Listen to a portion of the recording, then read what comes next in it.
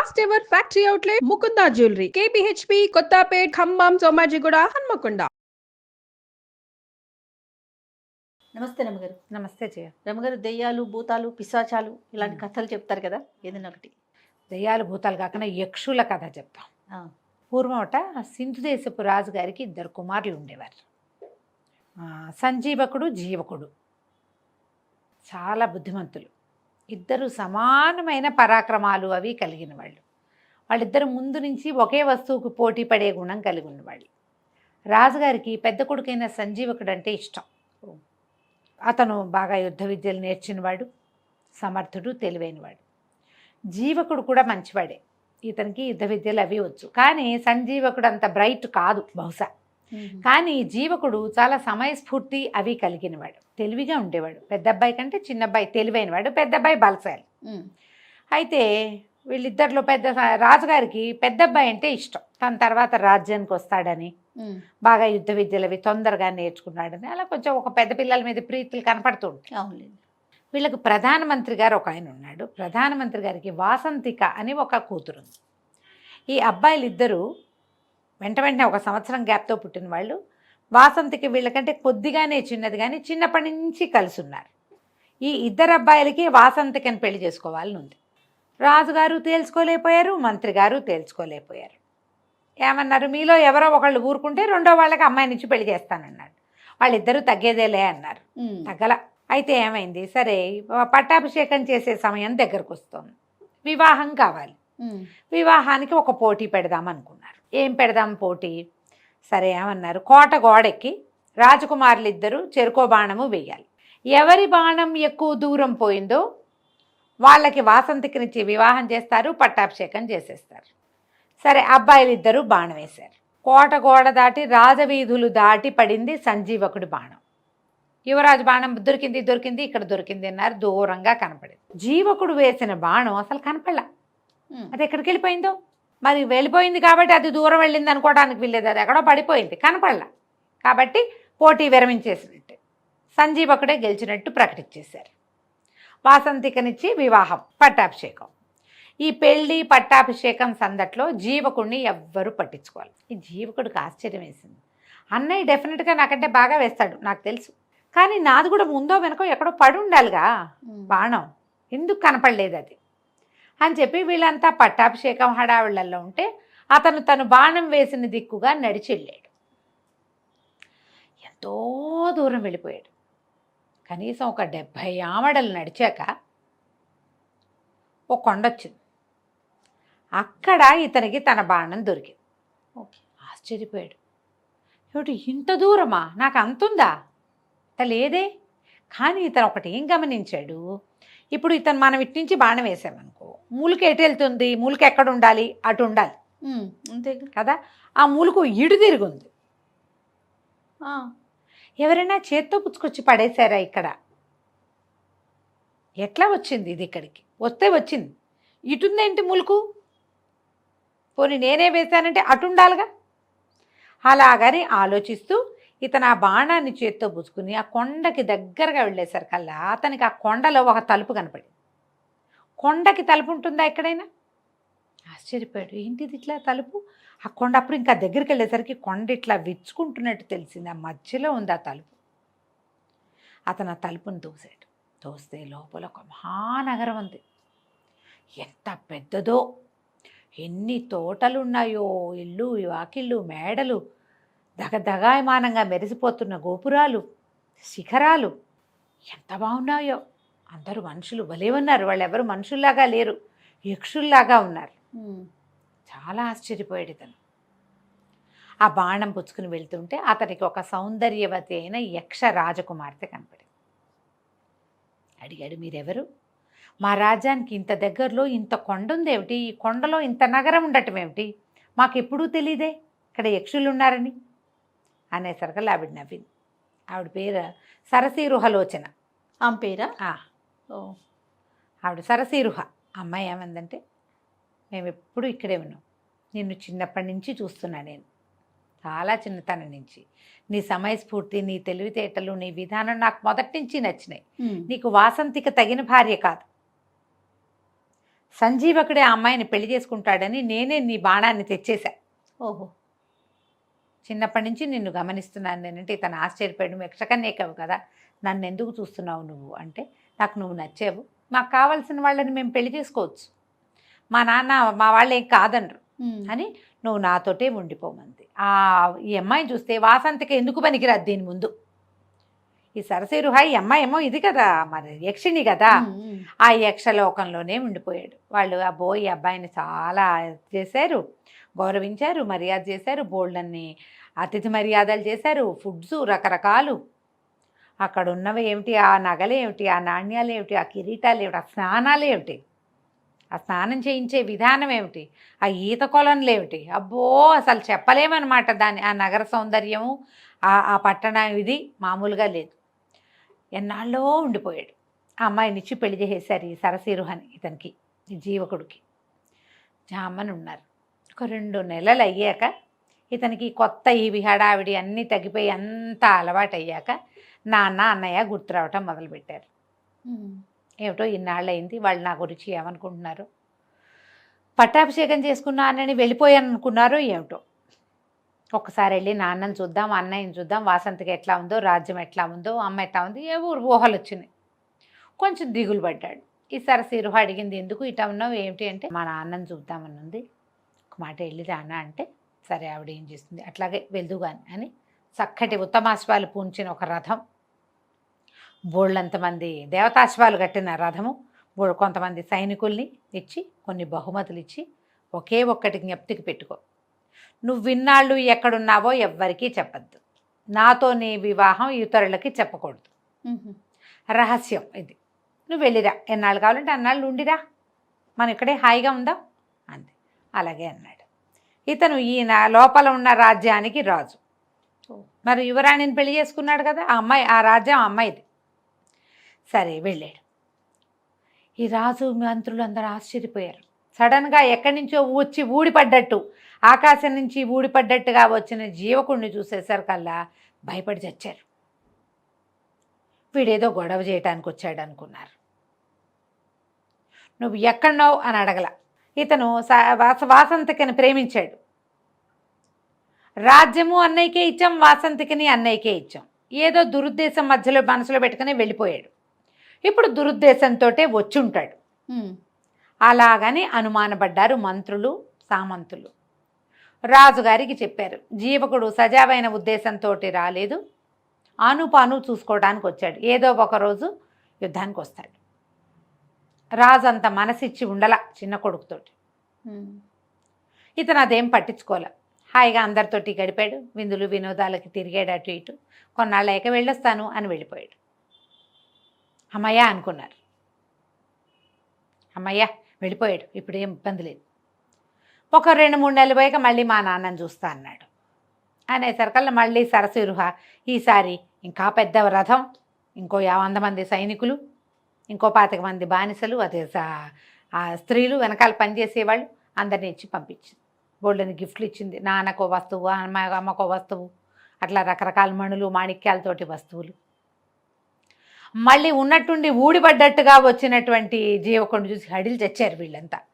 అయ్య బాబోయ్, last time 50 మందితో వచ్చాడు, ఇప్పుడు 150 మందితో వచ్చాడు, ఈసారి ఇంకా పెద్ద రథం, ఇంకా బోల్డ్ సామాన్లు తెచ్చాడు, వీడు ఏ ఉద్దేశంతో వచ్చాడు, ఏదో చేయబోతాడు. రాజుగారు అట్లాగే మొహం మార్చుకుని ఉన్నాడు. కొద్ది రోజులు ఉన్నాడు ఇక్కడే జీవకుడు. అందరూ అనుమానంగానే సంచరించేవాళ్ళు. అతను ఏం మాట్లాడితే ఏం అర్థం తీయచ్చా అనే చూశారు. అతను ఏ వేళాకోళానికి నవ్వుతూ ఏదన్నా దురర్థాలే తీసుకున్నారు. మనకు అనుమానం ఉంటే అంతే, అన్న తప్పుగానే ఉంటుంది, మన మనసులో ఉంటుంది కదా అది. వాళ్ళు మొహం తిప్పితే మూతి తిప్పుకున్నారనిపిస్తుంది, మూతే తిప్పితే మెటికలు విరిచారనిపిస్తుంది. అలాగే మనం ఇలాగే చేస్తాం కదా. అవును. సరే, ఒక 10 రోజులు 20 రోజులు ఉండి జీవకుడు మళ్ళీ బయలుదేరి వెళ్ళిపోయాడు. వీళ్ళు ఊపిరి పీల్చుకున్నారు. రాజ్యంలో వాళ్ళంతా, మంత్రులు, మా సైన్యాధిపతి, రాజుగారు అందరూ ఊపిరి పీల్చుకున్నారు. సరిగ్గా 6 నెలలకి మళ్ళీ వచ్చాడు. ఈసారి పెద్ద సైన్యాన్ని ఇచ్చింది భార్య. మరి ఇప్పుడు ఇక్కడ బలపడుతున్నాం, ఇక్కడ బాగున్నాం, మనం మంది చూపించాలి కదా. పంపించేసరికి అలా పెద్ద అంత వచ్చిన సైన్యాన్ని చూసి హడిలు చచ్చారు వీళ్ళు. కొండ దగ్గర నుంచి వాళ్ళు నడిచొస్తుంటే ఆ రేగిన దుమ్ముకి ఎవరో యుద్ధానికి వస్తున్నారని భయపడ్డారు.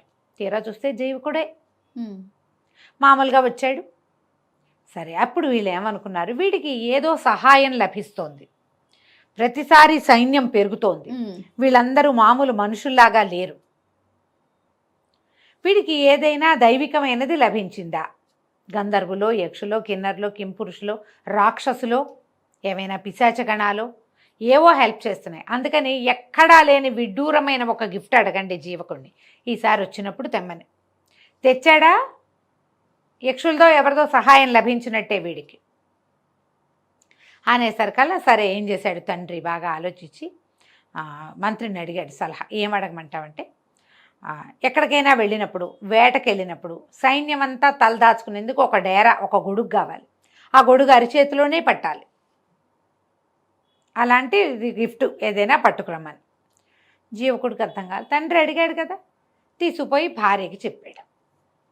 మా నాన్న ఆయనకి పెద్ద డేరా లాగా ఉండే గొడుగు కావాలట, అది అరిచేతిలోనే పట్టాలట, విప్పితే పెద్దది కావాలట, వేటకి వెళ్ళినప్పుడు, యుద్ధానికి వెళ్ళినప్పుడు, గట్టు మీద నుంచినప్పుడు ఇట్లా గొడుగులాగా ఉండాలి, కానీ అది మళ్ళీ పెద్దదిగా ఉండకూడదంటే అలాగే ఎంతలోకి అలాగే ఇద్దాం ఈసారి అంది. మళ్ళా 3 నెలలకు వెళ్ళాడు. ఈసారి అరిచేతిలో పట్టే ఓ గొడుగు తెచ్చిచ్చాడు నాన్నకి. ఆ గొడుగు విప్పితే విప్పితే విప్పితే విప్పితే ఒక క్రోసెడ్ మేర అయింది అది. మళ్ళీ అదంతా మడిస్తే అరిచేతిలోకి వచ్చేసింది. ఓహో, కాంతపోయారు జనం. అయ్యో బాబోయ్, ఇంకేమైనా ఉందా, వీడికి యక్షులదే సహాయం లభించింది, ఏదడితే అది చేసేస్తున్నాడు, వీడు అడిగితే చేసేస్తున్నాడు, రేపొద్దున ఉట్టుడియంగా వచ్చి పడిపోతాడు, రాజ్యం లాగేసుకుంటాడు. వాళ్ళు ఎందుకు ఊరుకుంటారు యక్షులు? వీడి తండ్రి అడిగింది అడిగినట్టు తెచ్చిచ్చేసాడు. అప్పుడు ఏమన్నారు, ఒక బలశాలైన వాడొకడు పక్కన రక్షణగా ఉండటానికి, యుద్ధంలో సహాయం చేయటానికి, ఎంతమందినైనా ఎడం చేత్తో కూల్చేయగలిగిన ఒక బలశాలని తీసుకురమ్మని అడగమన్నారు. అడగమనేసరికల్లా జీవకుడు సరేనన్నాడు. ఏముంది, 6 నెలలకి 3 నెలలకి నాన్నని చూడ్డానికి వస్తున్నా, ఆయన ఏదైనా అడిగితే యక్షిని మన భార్య ఇస్తుంది అనుకున్నాడు. వెళ్ళి అడిగాడు. సరసిరుహంది, ఇది మంచిది అడగలా మీ నాన్న, ఇది మంచిది కాదు, ఇది సమస్యలకు దారితీస్తుంది. కానీ మా నాన్న అడిగాడు కదంటే, అలాంటి మనిషి ఉన్నాడు, మా అన్నయ్యే, కానీ అతను ఉద్రేకి, అతనితో పని ఎలా అవుతుందో మనకు తెలియదు, మీ నాన్న అడిగాడు కాబట్టి పంపిద్దాం అని చెప్పి జీవకుడు ఇక్కడే ఉన్నాడు. ఈ సరసిరుహ వాళ్ళ అన్నయ్య ఒక మహాయక్షుడిని ఒకడిని పంపించారు. అతను నడిచి వస్తుంటే ఈ లోపల ఏమైంది, ఈ మనిషిని పంపడానికి ముందు ఒక వెనకాల ఒక గూఢచారిని పంపించారు. వీళ్ళు ఎక్కడికి వెళ్ళారో వెళ్తున్నారో చూడమని. సైన్యం అంతా వచ్చింది కదా ఇతనితోటి, ఈ గుంపంతా ఎక్కడికి పోతున్నారో చూడమంటే కొండ దాకా వెళ్ళి మాయమైపోయారని చెప్పాడు వాడు. కొండలో తలుపు ఉంది, జీవకుడు చూశాడు. కాకపోతే సరసిరుహకి ఒక పద్ధతి ఉంది, ఆ అమ్మాయి ఎవరికి అది చూపించదలుచుకుంటే వాళ్ళకే ఆ తలుపు కనపడుతుంది. జీవకుడికి చూపించదలుచుకుంది కాబట్టి చూపించింది, సైనికుడికి చూపించదలుచుకోవాలి, వాడెవడో ఆవిడకి తెలియదు, జీవకుడు వస్తున్నాడని తలుపు చూపించింది. ఇక్కడ ఆవిడ ఆసక్తి లేక, ఆవిడకి తెలియక ఈ తలుపు వాడికి కనపడలా. వాళ్ళు ఆ తలుపులోకి వెళ్ళటాన్ని వాడు మాయమైపోవటంగా భావించాడు. అంటే గ్యారంటీగా యక్షులదే సహాయం. ఎప్పుడో ఒకరోజు రాజ్యాన్ని కబళించేస్తాడు జీవకుడు.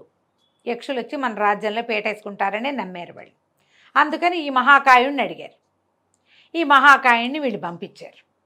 అతను భూమి అదిరేలాగా అడుగులు వేస్తూ దాదాపుగా ఒక 14 అడుగుల ఎత్తు, ఆ ఎత్తుకు తగిన లావు, ఓ 15 మంది 20 మంది బలాఢ్యులైన వాళ్ళు మాత్రమే ఎత్తగలిగిన ఒక పెద్ద గదని భుజం మీద వేసుకుని వెళ్ళాడు. భూమి ఎదిరిపోయేలాగా అడుగులు వేసుకుంటూ రాజుగారు ఎదురుకుండా నుంచినసరికి ఈ వెళ్తూ ఉంటేనే జనాలు హడిలిపోయి, కొంతమంది కళ్ళు తిరిగి పడిపోయి, కొంతమంది వాంతులు చేసేసుకుని గందరగోళ పడిపోతున్నారు రాజ్యంలో అంతా. అతను నడుస్తుంటే భూమి అదిరిపోతుంది. 12 అడుగులు వాడు నడిస్తే అటాగే ఉంటుంది కదా. మరి వెళ్ళి పెద్ద ఉరుము లాంటి గొంతుతో ఆజ్ఞాపించండి, ఏం చేయమంటారు అనగానే రాజు వణికిపోయాడు. నోట్లోంచి మాట రాల. ఇతనికి ఏం చెప్పారు, వాళ్ళు అడిగింది చేయమని చెప్పారు, ఏమి అడగటల్లా వాళ్ళు వణికిపోతున్నారు.